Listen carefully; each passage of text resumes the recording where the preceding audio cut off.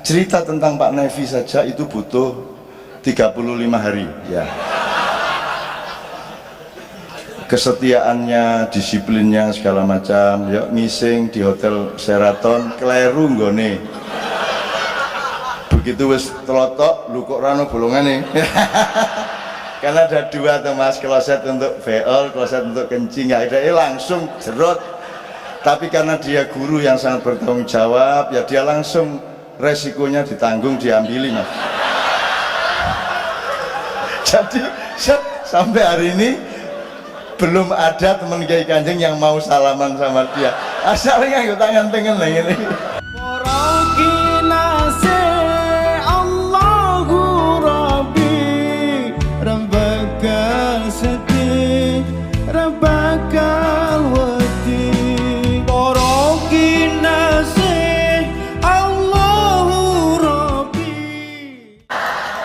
Saya ingin katakan kuncinya Kiai Kanjeng ada pada Saron sama Bonang sama Demung ya, kuncinya Kiai Kanjeng. Jadi di Umi Kusum itu pakaian paling pakai apa jenis ijit, pakaian paling konon. Di sini diganti dengan gamelan, maka orang-orang Mesir teriak luar biasa dan mereka kaget luar biasa. Sampai akhirnya petugas lampu maupun petugas sound itu keluar dan tepuk tangan dan Allahumma sholli ala Muhammad, insyaallah, Allah ye, Allah ye. Jero ramuni lah, soalnya ora diunekke. Lampunya peteng. Di tengah kita sudah Facebookan habis-habisan, bantah-bantahan, lempar-lemparan batu. Nevi dibikinin Facebook oleh Mbak Via.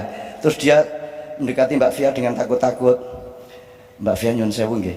Niki Facebook niku iurane pinten beras.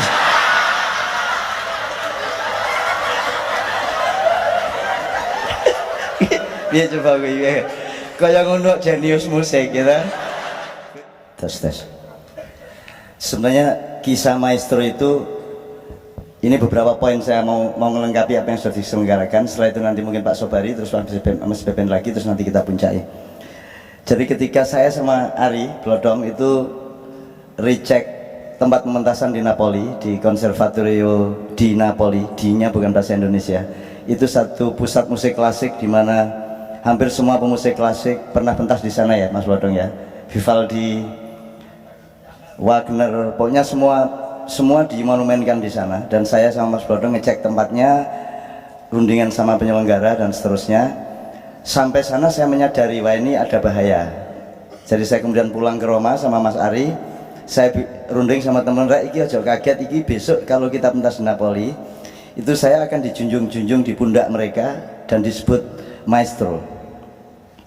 Saya minta izin dulu kepada Kiai Kanjeng, kui maestro kui piye kui, kok njur kok aku dadi maestro, aku nyaron ra iso, gitar ra iso. Kok maestro piye? Terus Cicit jawab waktu itu. Cicit yang jawab di tempat makan pagi itu.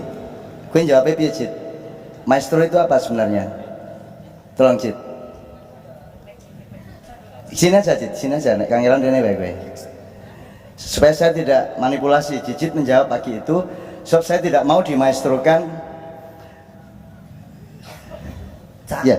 Maestro kui, waktu itu saya bilang ya, maestro kui seseorang yang dianggap mempunyai kelebihan, mempunyai pengalaman banyak dan mempunyai ilmu banyak tentang sesuatu hal. Kebetulan karena Cak Nun ki dianggap, dan kami juga menganggap Cak Nun meskipun tidak seperti yang Cak Nun bilang ora iso gitar, ora iso ngopo, ning Cak Nun ki bisa meramu sesuatu.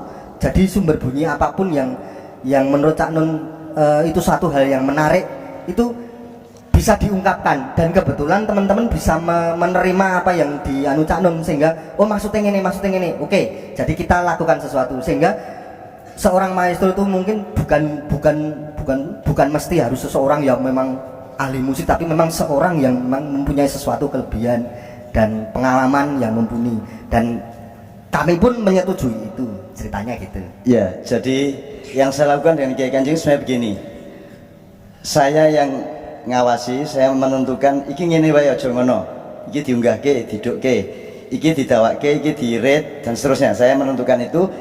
Perhitungan saya adalah satu, perhitungan musikal, dan nomor dua, perhitungan koordinat musik Kiai Kanjeng di tengah dunia musik yang lain. Nomor tiga, kehadiran musik ini di dalam peta pikiran dan hatinya masyarakat yang bermacam-macam, dan itu harus saya aransir sedemikian rupa.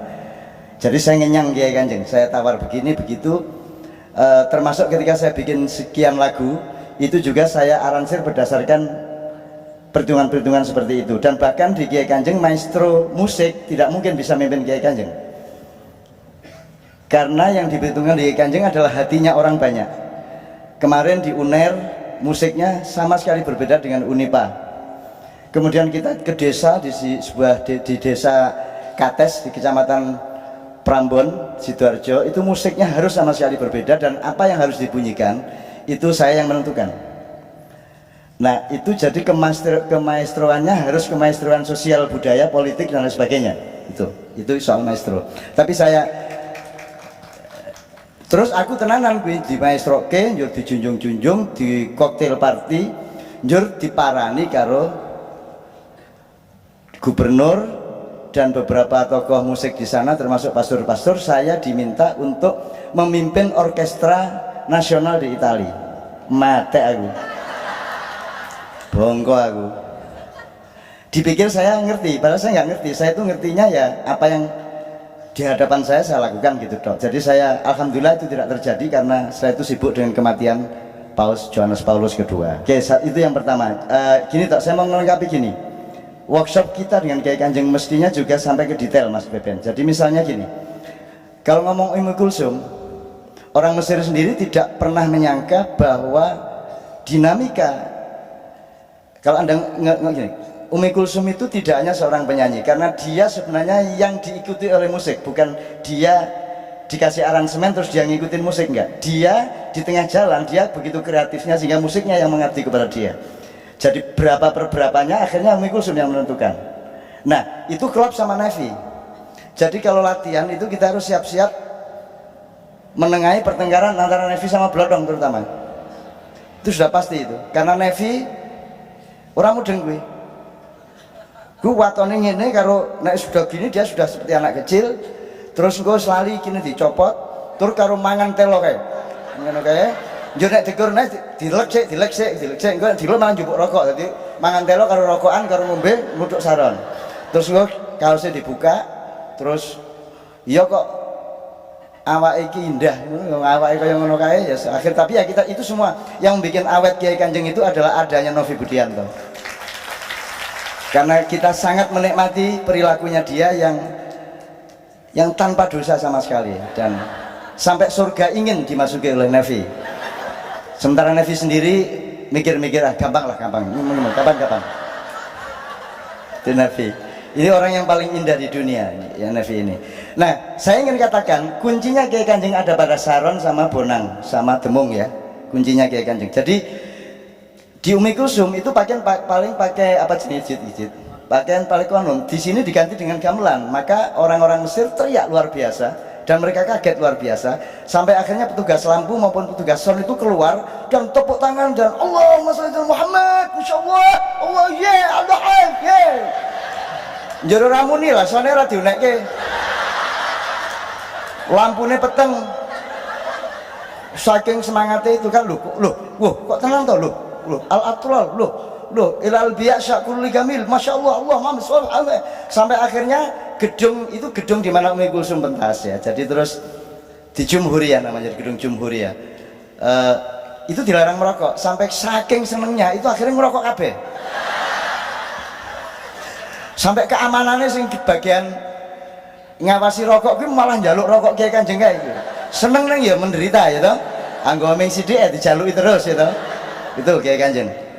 Nah, konon dan gambus itu diganti oleh Demung, Saron dan Bonang. Itu kan bagi mereka luar biasa, mengagetkan, sehingga kita jam session sama grupnya Ummu Kulsum itu mereka tidak bisa ngikutin, karena kita sudah lama mengikuti Ummu Kulsum, mereka tidak mungkin ngikutin Kiai Kanjeng. Jadi sing jenenge Yasir Muawatin jajal-jajal pas jam session gini, dung sampai entek musiknya yang sing ngerungok ngene iki ya, ora dadi itu. Nah teman-teman sekalian, saya coba sekarang gini, ini kalau nggak ada Nevi besok-besok pada suatu hari ketika Allah Subhanahu wa Ta'ala ya, Ini kita agak kerepotan, kita harus bekerja kolektif karena 90% pencipta notasi Saron ini itu Nevi, dan hanya jiwanya Nevi yang bisa seperti itu. Jadi guru istrinya Nevi itu guru SLB, ya, SLBC, sekolah luar biasa. Yang C, yang paling terbelakang. Akhirnya kita paham, oh pantas bojone can siswa SLBC ya. Pantas hanya seorang guru SLB yang bisa meladeni suami seperti Nevi. Gitu. Kita paham setelah mengetahui istrinya adalah guru SLBC itu tadi. Karena memang perilakunya ya, di tengah kita sudah Facebookan habis-habisan, bantah-bantahan, lempar-lemparan batu, Nevi dibikinin Facebook oleh Mbak Via. Terus dia mendekati Mbak Via dengan takut-takut. Mbak Via nyun sewu nggih, niki Facebook niku iurane pinten beras.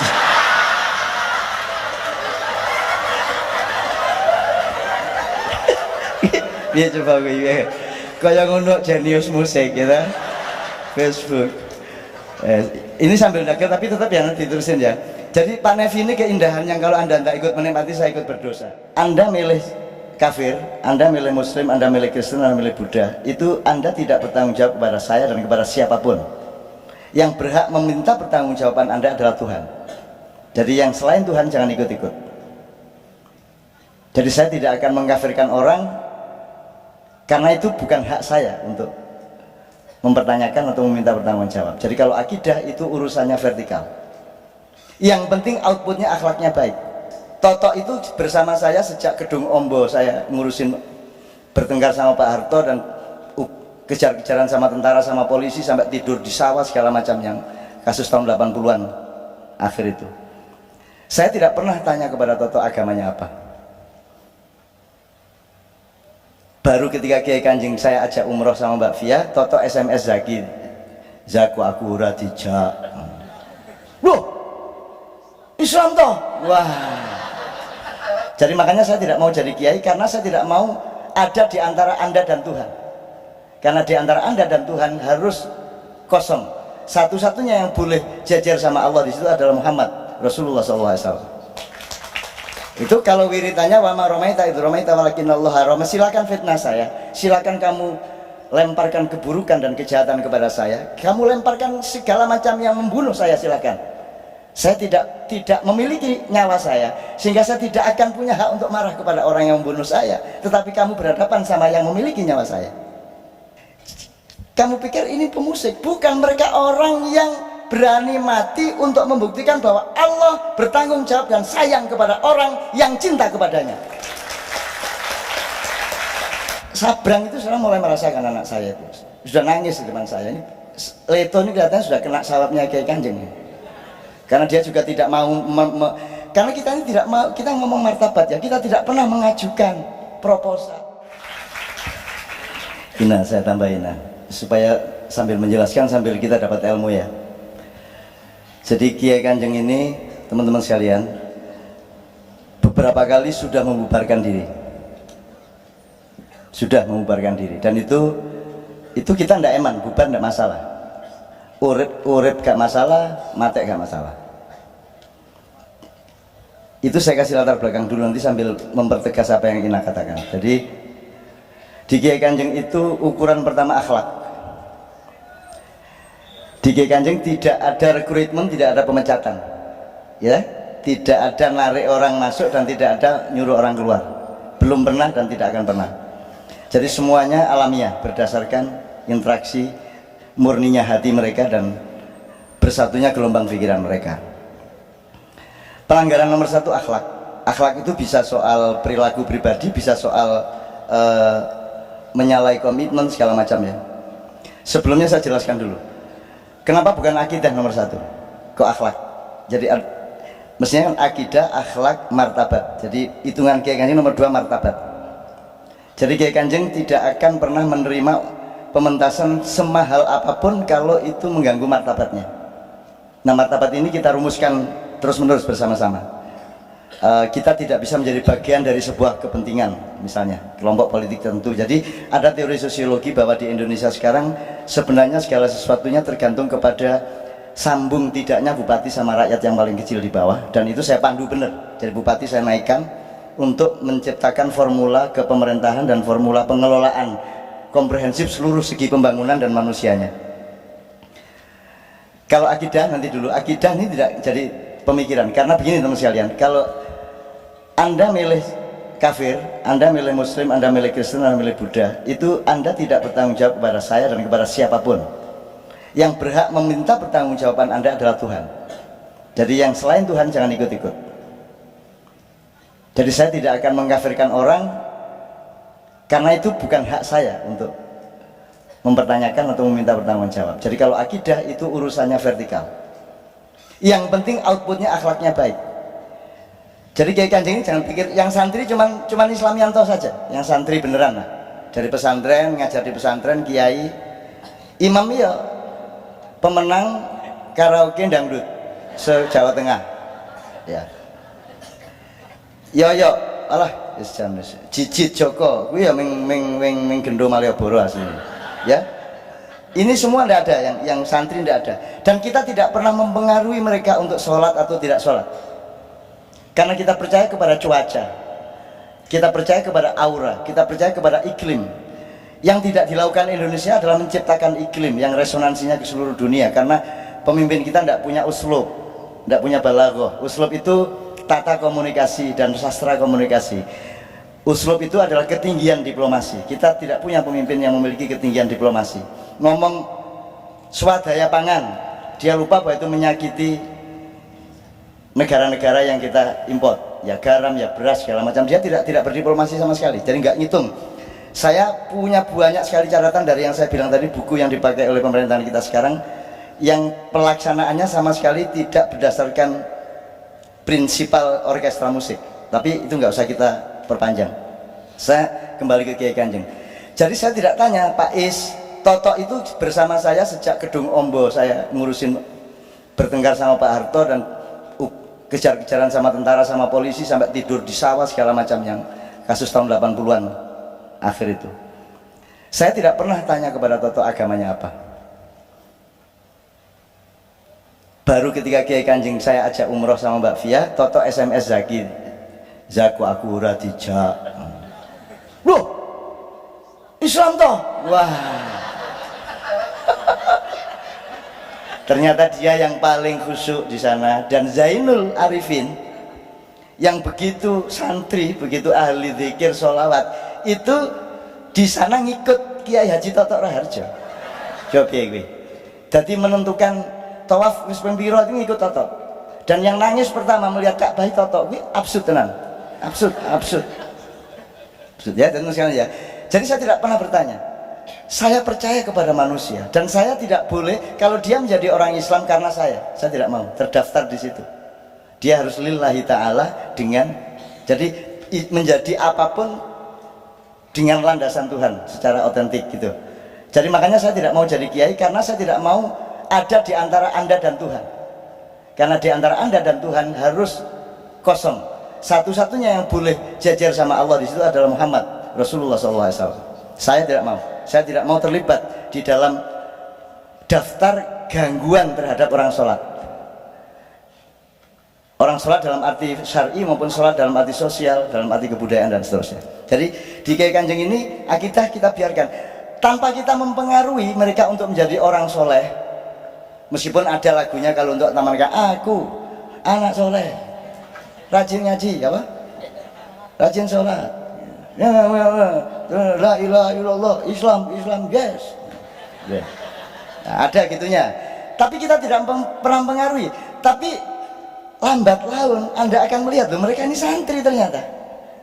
Karena mereka memang santri, hatinya suci kok. Saya nggak ragu-ragu ngomong suci, Mas. Pertama Anda ngomong otentik dulu.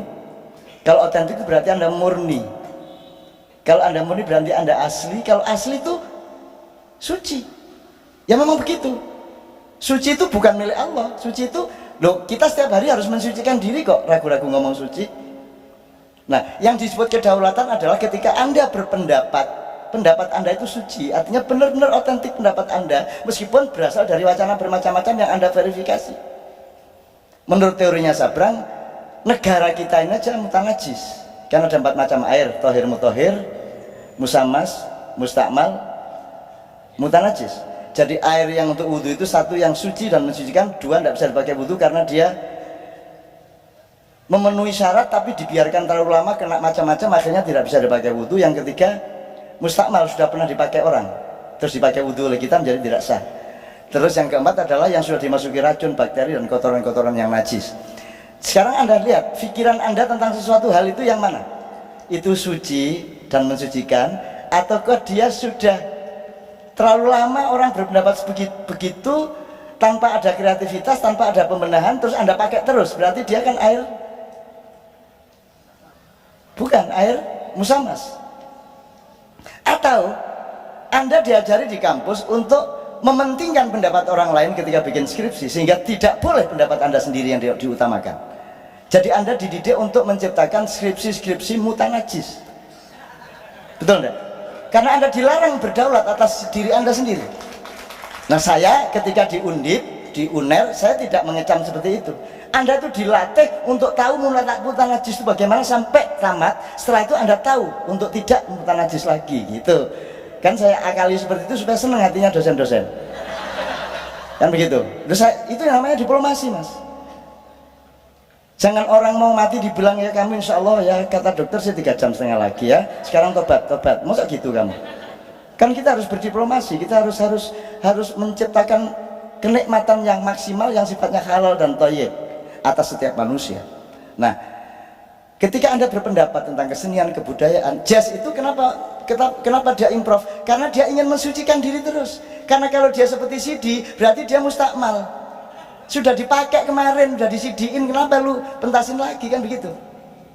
Nah, itu yang disebut improvisasi, itu kan ijtihad menuju kesucian. Itu kalau kita analogikan gitu ya. Nah, sekarang silakan Anda ngukur masing-masing. Negara kita ini negara apa? Tohir mutohir apa? Musamas apa mustakmal apa mutanajis? Dulu waktu proklamasi dia masih mustakmal saja. Sudah dipakai orang Eropa, kamu pakai.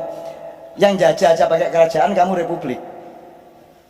Yang mana yang republik lain? Thailand aja kerajaan, Jepang aja kerajaan. Gitu kan?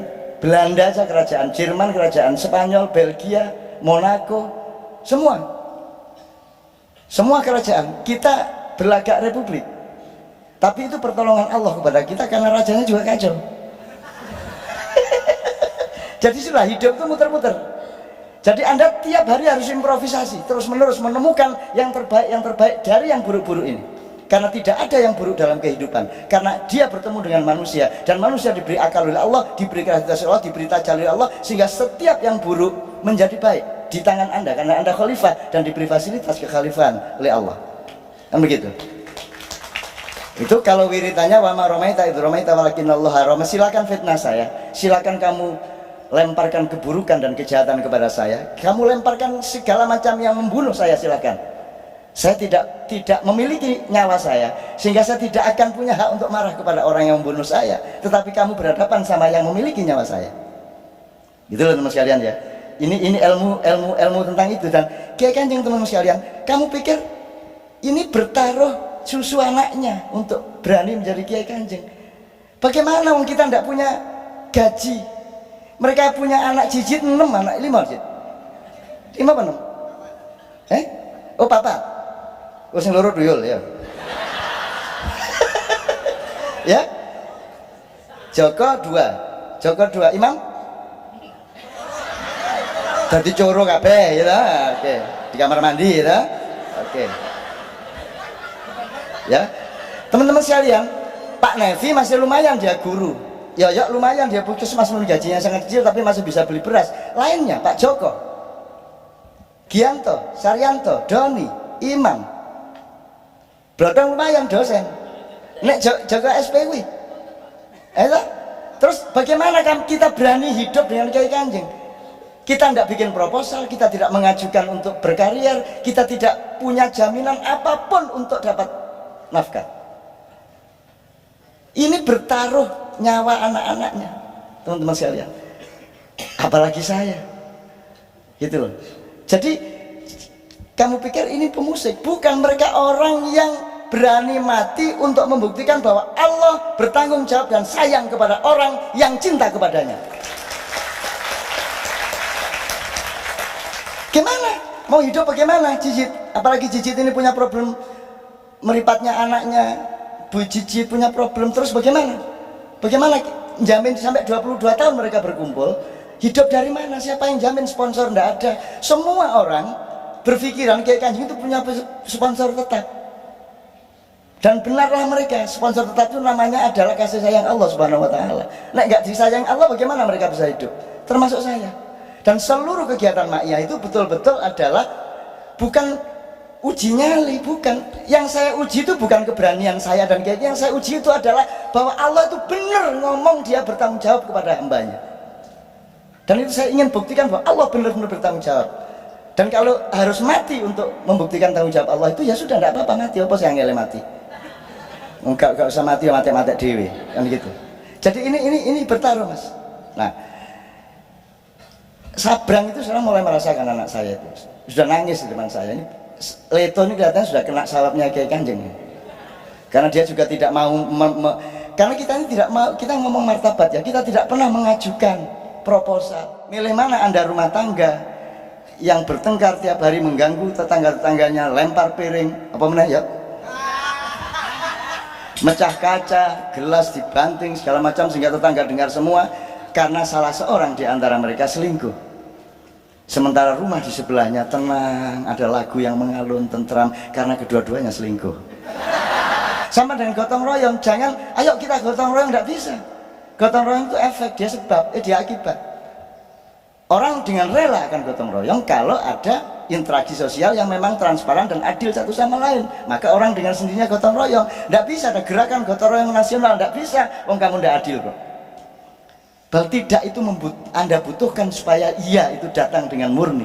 Anda harus la ilaha supaya dapat ilallah. Anda tidak pernah la ilaha dilatih, gimana mau ilallah? Cerita tentang Pak Nevi saja itu butuh 35 hari ya. Kesetiaannya, disiplinnya segala macam. Yuk ngising di hotel Sheraton, kleru nggone. Begitu wis telotok, lu kok rano bolongane. Karena ada dua tuh Mas, kloset untuk beol, kloset untuk kencing, ya langsung jerot. Tapi karena dia guru yang sangat bertanggung jawab, ya dia langsung resikonya ditanggung, diambili Mas. Jadi sampai hari ini belum ada teman Kiai Kanjeng yang mau salaman sama dia. Asalnya nganggo tangan tengen lah ini. Ki jalan kita lihat. Allah, indahnya hidup ini ya Allah. Wah, iki wis iki poso iki gitu ya. Kita berpuasa sekitar 7 jam lah di situ ya. Loh, saya ke belakang, loh. Ono ae arek-arek ki nggone iki. Mbok celkunik terus ono lawang sret metu mereka. Ada aja tempatnya untuk merokok. Mungkin sebelumnya belum ada, tapi malaikat kan sayang terus buka ke malaikat gitu. Bisa loh mereka. Kecuali di Australia suatu saat di homestay, jadi masing-masing Kiai Kanjeng dua orang diminta oleh masyarakat Australia untuk nginep di rumah, banyak rumah, terus diambil 2 orang dibagi gitu kan. Nah Pak Nevi kebetulan tuan rumahnya tidak merokok. Nah Pak Nevi bingung dia, akhirnya cendeloi di sini.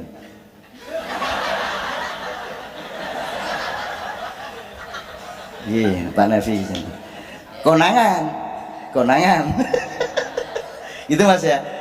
Dan itu semua tidak ada transaksi Mas, kita ke luar negeri Mas, tidak ada transaksi. Itu saya sedih sebenarnya, saya sedih. Dan ada pertengkaran juga di antara kita.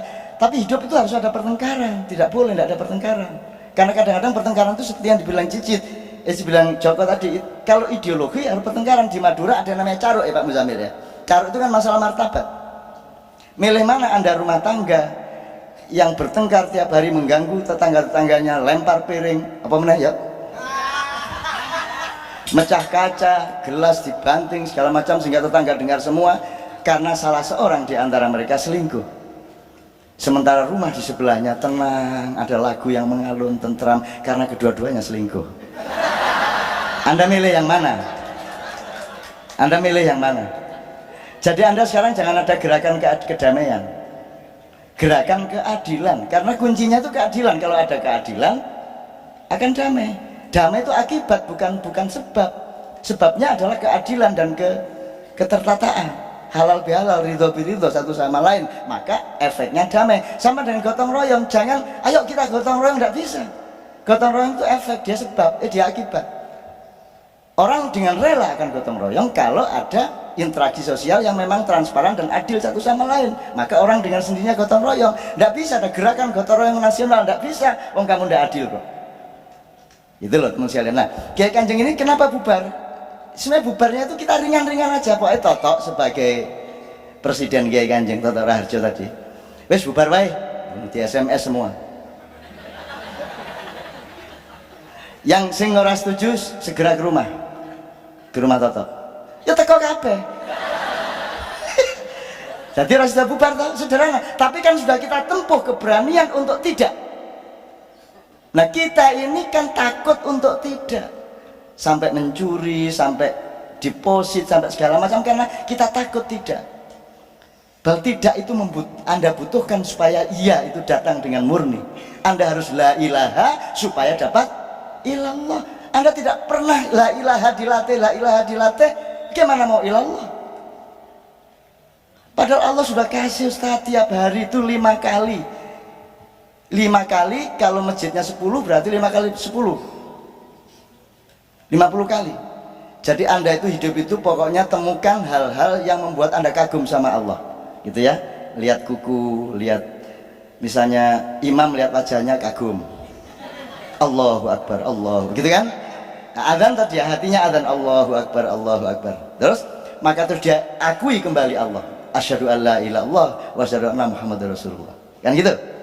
Itu gak karena dia kagum. Kemudian karena dia sudah mengakui, kemudian dia saya tak sholat beneran, hayya ala sholah, hayya ala falah. Setelah Anda kagum, terus Anda bersyahadat, terus Anda sholat, Anda akan dapat kemenangan, hayya ala falah, hayya ala falah. Ini orang cari kemenangan jojo hayya ala falah dok, nggak pakai Allahu Akbar, nggak pakai syahadat, nggak pakai hayya ala sholah. Khayal al-falah ini tiap hari kita dikasih strategi oleh Allah untuk menang. Tapi tidak pernah waktu azan itu tidak pernah mikir artinya. Ya apa ini?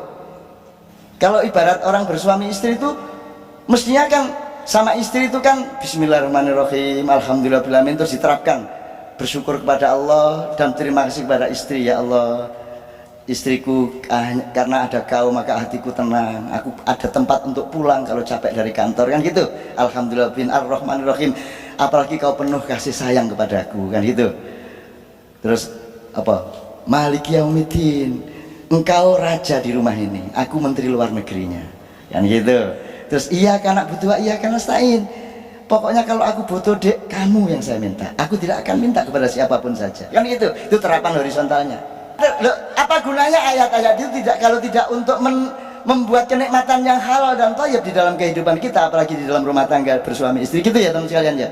Jadi Kiai Kanjeng sekali lagi, mereka pernah sering bertengkar dan kita pernah bubar, tapi bubarnya tidak sampai sejam, karena pengumumannya kita bubarkan karena ini, kalau tidak setuju silakan datang ke rumah. Ya teko kabeh, ora sudah bubar ya wes, akhirnya latihan lagi, kan gitu. Itu teman sekalian. Oke, Ina, jadi saya kira yang ingin saya tegaskan adalah tajallinya Allah itu tidak hanya bahwa Allah membantu kreativitas kita, seolah-olah Allah ikut menggerakkan tangan kita dan melonggarkan tenggorokan kita, tapi Allah juga bertanggung jawab atas nafkah kita di rumah. Dan Kiai Kanjeng membuktikannya 22 tahun. Yang dibuktikan bukan kehebatan Kiai Kanjeng dan saya, yang dibuktikan itu adalah bahwa Allah benar-benar sayang kepada orang yang cinta kepadanya. Dan kalau bisa Anda meskipun tidak 100% dicoba itu, berani Anda, gitu ya. Ini bertaruh loh ini, tapi tidak apa-apa, berani aja. Dan ini buktinya oke kok ini sampai sekarang. Gitu teman sekalian ya. Gitu ya Mbak Ina, Mas Beben. Saya persilakan diteruskan. Saiki jam piro? 2:30. Pak Muzamil nanti tolong dipuncai dengan, atau Pak Muzamil dikit tidak apa-apa. Masih ada pertanyaan, ini cukup lengkap ya untuk kali ini ya, cukup lengkap untuk Kiai Kanjeng ya. Masih banyak sebenarnya, tapi tapi tidak mungkin dalam satu ma'iyahan meskipun 7 jam bisa kita cerita tentang Pak Nevi saja itu butuh 35 hari ya. Kesetiaannya, disiplinnya segala macam ya, ngising di hotel Sheraton kleru nggone begitu wis telotok lu kok rano bolongan nih. Karena ada 2 tuh mas, kloset untuk VL, kloset untuk kencing, akhirnya langsung jerot. Tapi karena dia guru yang sangat bertanggung jawab ya dia langsung resikonya ditanggung, diambili mas. Jadi sampai hari ini belum ada teman Kiai Kanjeng yang mau salaman sama dia. Asalnya nggak tangan tengen lah ini. Jangan kita lihat. Allah indahnya hidup ini ya Allah. Kui nak di komik ki apik ta kui. Framen televisi kala apik banget ki. Serwot. Terus diambu. Lah ya.